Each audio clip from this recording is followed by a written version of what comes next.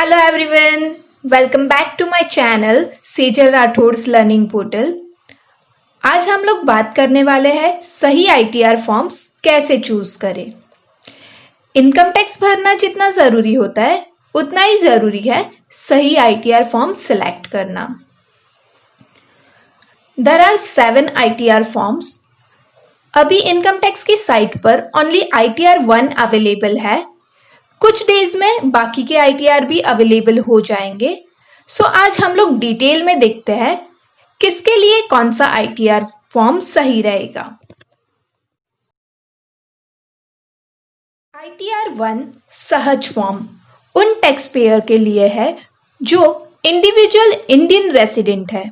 Individual being a resident other than not ordinary resident, जिनकी total income up to 50 lakhs and agriculture income up to 5,000 है।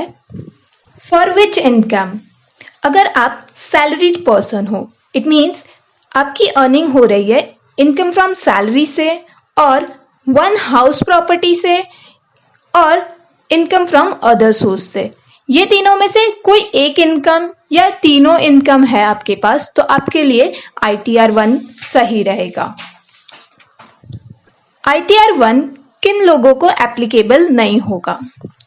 ITR 1 is not applicable for an individual who is either director in a company or have invested in unlisted equity share। अगर आप किसी company के director हो या तो आपने कोई अनलिस्टेड इक्विटी शेयर में इन्वेस्ट किया है तो ITR 1 आपके लिए नहीं है। अगर आपकी कोई विनिंग इनकम है, winning from lottery, horse races, तो आप ITR 1 फाइल नहीं कर सकते। ITR 2 फॉर्म है इंडिविजुअल, HUF एंड NRIs के लिए।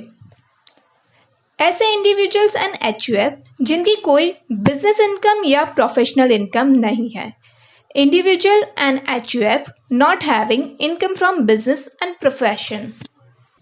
फॉर विच इनकम, अगर आप इंडिविजुअल एंड HUF है एंड आपकी अर्निंग हो रही है सैलरी इनकम से, आपके पास more than one house property income है, income from other source including winning from lottery and horse race and income from capital gain, तो आपके लिए ITR 2 सही रहेगा।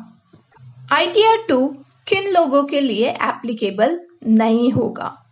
ITR 2 is not applicable for individual who is a director in a company or have invested in unlisted equity shares। अगर आप किसी company के director हो या तो आपने कोई अनलिस्टेड इक्विटी शेयर में इन्वेस्ट किया है तो ITR 2 is not applicable। ITR 3 form उन इंडिविजुअल्स एंड HUF के लिए है जिनकी इनकम हो रही है बिजनेस और प्रोफेशन से। Individual and HUF having income from business and profession. आपका कोई भी बिजनेस हो, छोटा या बड़ा, या आप कोई प्रोफेशनल है तो आपके लिए ITR 3 सही रहेगा।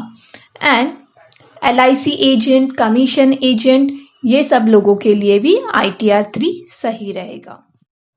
ITR 4 फॉर्म है individuals, HUF and firms other than LLP to declare income from presumptive business under section 44AD, 44ADA and 44AE, being a resident having total income up to rupees 50 lakhs।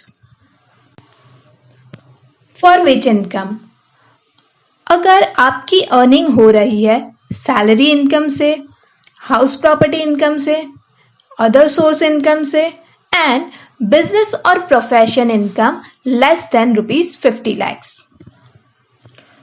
तो आपके लिए ITR 4 form सही रहेगा। ITR 4 form कौन नहीं भर सकते।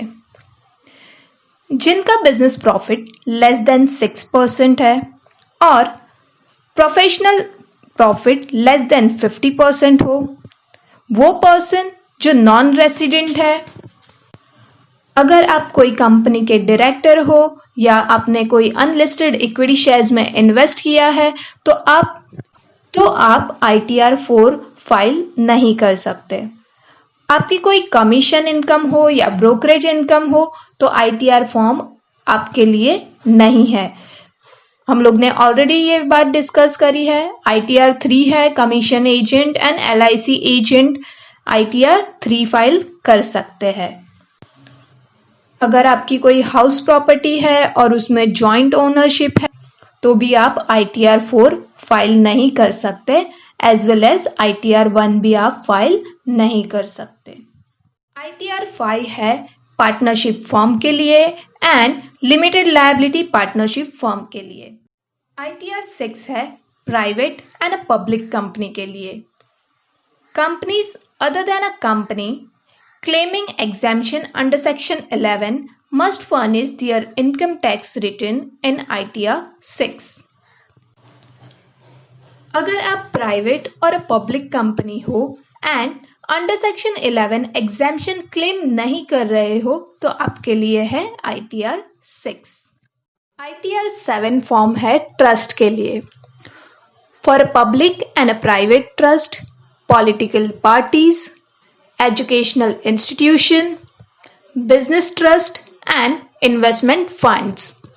अगर ये वीडियो आपको अच्छा लगा हो या आपके लिए यूजफुल हो तो प्लीज वीडियो को लाइक करना मत भूलिए, साथ में ही सब्सक्राइब कर दीजिए एंड बेल आइकन पर क्लिक कर दीजिए ताकि आपको ऐसी नई वीडियो की नोटिफिकेशन मिलती रहे। Thanks for watching.